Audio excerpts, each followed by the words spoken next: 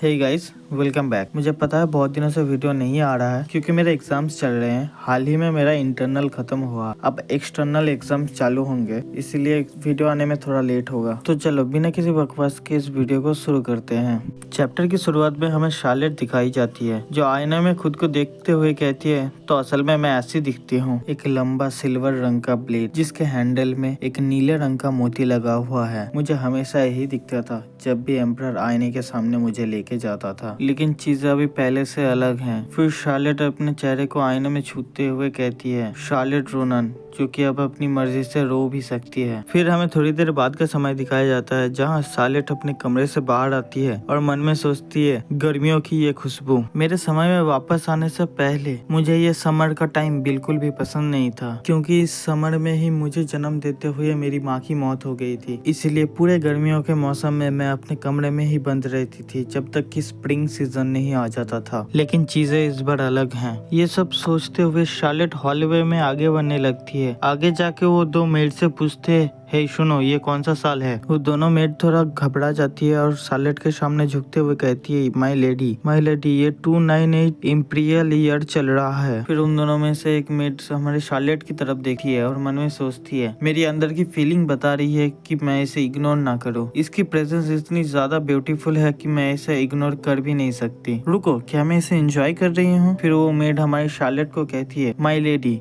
Sir Duke जल्द ही घर वापस आने वाले हैं। जिसे सुन शार्लेट कहती है, मैं अपने रूम में वापस नहीं जाऊंगी। फिर शार्लेट हमें बताती है, मेरे साथ मेरे फैमिली के रिलेशनशिप इतने भी अच्छे नहीं है जितना बाहर से दिखता है। वो लोग हमेशा मुझे मेरी माँ की मौत का जिम्मेदार मानते हैं, इसीलिए मैं उनसे मिलना जुलना बहुत ही ज्यादा कम करती हूँ। बावजूद इस बेइज्जती के मुझे हमेशा से लगता था कि अगर मैं किसी बड़े मुकाम पे पहुँच गई तो मेरे घर वाले मुझे एक्सेप्ट कर लेंगे, मुझे भी बाकी जितना ही प्यार करेंगे। मुझे हमेशा से लगता था इन सब चीजों में शायद मेरी ही गलती है। ये सब सोच शार्लेट मुस्कुरा के उस मेड से कहती है, मैं माफी नहीं मांगूंगी। और मन में सोचती है, क्योंकि इस बार मैंने कुछ भी गलत नहीं किया। ये सब बोल शार्लेट वहाँ से जाने लगती है। तब उन दोनों में से एक मेड सोचती है, तो ये र्यूमर सच थे कि इन्होंने अपनी खूबसूरती अपने माँ से इनहेरिट किया है। दूसरी तरफ शार्लेट हॉलवे में चलते हुए सोचती है, मैं एग्जैक्टली 400 साल पीछे आ गई, इम्पीरियल ईयर 298, जब मैं सिर्फ 13 साल की छोटी बच्ची थी। फिर शार्लेट सोचती है, मुझे नहीं पता गॉड ने मेरे विश को पूरा क्यों किया या मैं वक्त में वापस कैसे आई, लेकिन मुझे इतना पता है कि उस क्रिस्टल की एनर्जी आज भी मेरे बॉडी के अंदर जिंदा है, जैसे कि ये मेरे आत्मा के साथ घुल गया हो।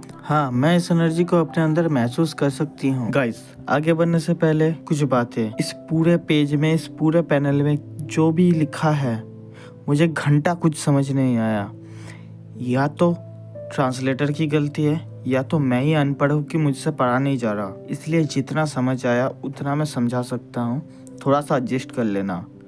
और दूसरी बात, हमारे चैनल पे 50 सब्सक्राइबर कंप्लीट होने वाले हैं, इसीलिए अगर सब्सक्राइब नहीं किया है तो जल्दी से कर दो यार। अब चलो आगे बढ़ते हैं। आगे शार्लेट मन में सोचती है, मुझे लगा था कि एम्परर का माना तलवार से पूरी तरह गायब हो चुका है, लेकिन ये कीरा ही थी जिसकी वजह से एम्परर का इतना ज्यादा अमाउंट ऑफ माना 100 सालों तक जिंदा था और सांस ले रहा था। और जिनको भी कीरा का मतलब समझ नहीं आया उनके लिए मैं बता दूं, शार्लेट को जब स्वॉर्ड में बदला गया था तब एम्परर ने उसे नाम दिया था कीरा। इसके बाद शार्लेट सोचती है, ये मेरा घमंड नहीं है, लेकिन मुझे हमेशा से पता था कि मैं स्ट्रांग हूँ, क्योंकि मुझे जो क्रिस्टल खिलाए जाते थे उसके अंदर गॉड की ताकत थी, तो ये तो कॉमन सेंस है कि मैं स्ट्रांग तो होंगी। ये सब सोचते हुए शार्लेट नाइट्स के ट्रेनिंग ग्राउंड की तरफ आ जाती है, जहाँ उसके पैर के पास आके एक तलवार गिरती है, जिसे उठाते हुए शार्लेट चलाने लगती है। तभी पीछे से एक नाइट आके कहता है, मुझे माफ कर दीजिए माय लेडी। जिसे सुन शार्लेट उससे कहती है, तुम रैन हो ना ट्रेनिंग सेंटर से, लगता है तुम अपना प्रैक्टिस मैच हार गए, क्योंकि सामने वाले ने कुछ ज्यादा ही ताकत लगा दी थी। जिसे सुन रैन थोड़ा हिचकिचा के कहते हैं, आपको कैसे पता चला माय लेडी? शार्लेट रैन के चेहरे की तरफ देखती है जो लाल हो चुका था और मन में सोचती है, ये शर्मिंदा है। फिर उसे उसके शॉट वापस करते हुए मन में सोचती है, अगर मैं समय में वापस आने से पहले इसे ऐसे देखती तो मुझे लगता ये मुझे नफरत भरी नजरों से देखता है, लेकिन अगर मैं अभी देखूं तो लगता है ये मुझसे जेलस है, क्योंकि कि मेरे पास